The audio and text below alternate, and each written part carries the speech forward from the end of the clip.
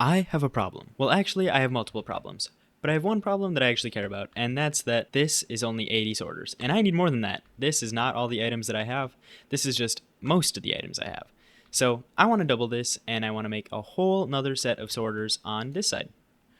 And I'm purposely doing it on this side instead of straight across from this other sorter system that I already have, because I want to box in this entire area. Boxing in this part is important to me because I want to build the nether in the overworld right here, but I can't really do that until I have this fourth border in, which is made up of sorters, and the sorters are a little hard to build right now because all I have for redstone is this.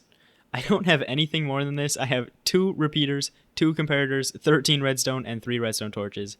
So before I can do anything with any amount of sorters, and don't ask me why these are invisible, I have no clue. It just does this sometimes. I think it has something to do with Optifine, but I don't really know, and I just kind of have come to accept it. To build these sorters, I need a lot more redstone stuff, and to get that redstone, I need to go trade with villagers a whole bunch, because that's my best way of getting redstone right now, because mining's pretty boring, and my villagers are easy to access. So, on that note, it's time to get trading.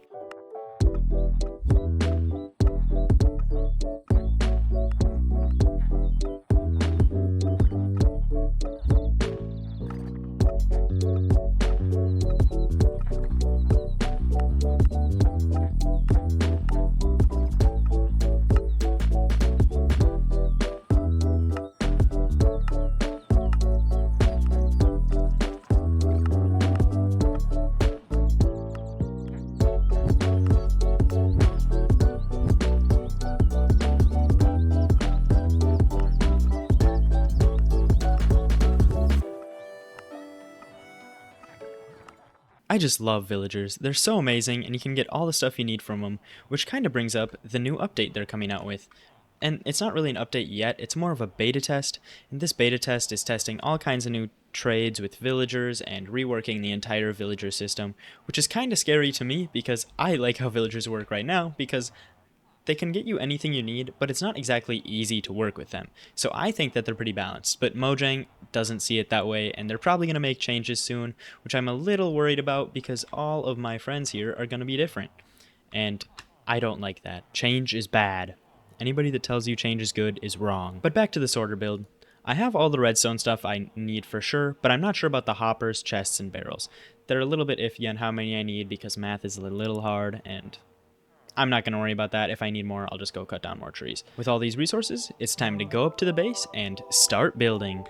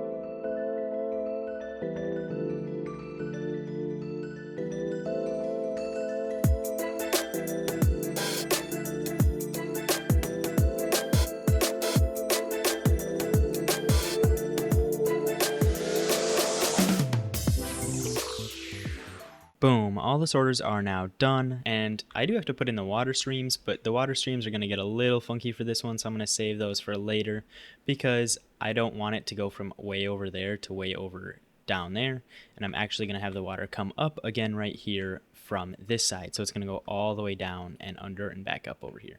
But we're not going to worry about that right now. Since all the borders are done, we can now get started on the nether landscape. My plan for that is to use netherrack to create a simple outline to start out with, and the outline is going to separate the different biomes, and the 3 biomes that I want to do for sure are Soul Sand Valley, Nether Wastes, and Basalt Deltas, but I might add in one of the Warped Forests or Crimson Forests as well. I'm just not sure about those yet, because I think that the other 3 biomes represent the nether better, and those two biomes kind of stand out in my opinion and don't feel as netherish. And I think I want the nether waste biome to be the biggest and kind of off in this half of the area, so maybe like all the way over to there, and then this part over here can be split into the Soul Sand Valley and Basalt Delta. This should work. Now time to fill it in. The first section is done and it is looking pretty great. It was all just netherrack because it's the nether waste biome. There's not much more to it. Now I just got to fill in those other two areas. And this is kind of making another mob farm underneath here. I think it's pretty crazy. I haven't looked recently, but yeah, there's quite a bit of stuff down there. Oh, and he's about to blow up. And he blew up. Okay, well I got to fix that and then fill in the other two sections. He was not the last one to blow up. A lot more blew up after that. And I had all kinds of problems trying to build this thing, but I lit it up underneath and I actually got a chirp disc, which is pretty cool. A skeleton shot the creeper toward me, I hit it, and then another skeleton shot it and killed it. It was pretty wild to watch. But I think that the landscaping looks pretty nice. It's not like completely even everywhere, and you can tell that there's different layers, and the three biomes I think come together pretty decently. This one corner right here is a little sharp, but I don't really care about that. It'll get covered up because the portal actually goes somewhere right in here. And now that I have the whole landscape done, there's a couple other things that I got to do to make this really look like the nether. And one of them is to add in a mini nether fortress into the nether waste biome here. I think that'll look really cool and really bring the nether to the overworld, because when you think of the nether, you kind of think of a nether fortress. And then the other thing is to add a big fossil in the Soul Sand Valley and then kind of add a bastion that's going to be the portal itself. For the fossil, I decided to keep it really simple and just go with like a little snake fossil here. And I think it looks pretty good. It has a nice skull to it, and it also has like the body with the ribs and then a tail section. And it definitely fits inside the Soul Sand Valley just like I wanted. And now I want to work on the bastion. That's why I have all of this blackstone here. And the way that I'm going to do this is kind of build up a main structure that the portal is going to go inside of, and I'm going to try to build it like the bastion that has the main area and then a path coming out of it. I tried my best to recreate that bastion, including the gold hog right here, and I know this looks nothing like the hog that comes on the bastion, and that's because I wanted to put my own twist on it. And to me, this kind of looks like a slime from Slime Rancher, and I really like Slime Rancher, so I like that little design feature. And the path comes down here, so even if you don't have an elytra, you can get up and down from the portal, and it should be linked properly, but this is the rest of the bastion. It's nothing crazy, it's just a simple little box with some areas cut out, with some basalt mixed into the blackstone. I think it looks really nice. And I'm sure you noticed I've also added in a whole bunch of fire so that nothing will really spawn here anymore, and it just gives it that nether feel.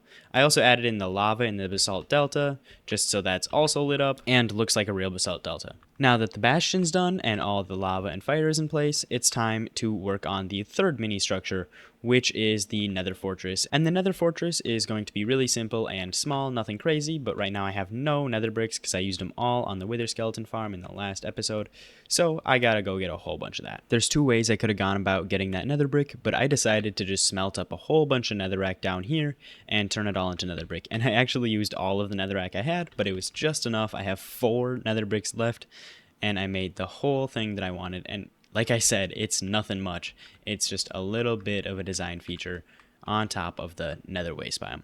And I think that it does its purpose. It looks pretty nice, and it's simple, small, and just fills in this area.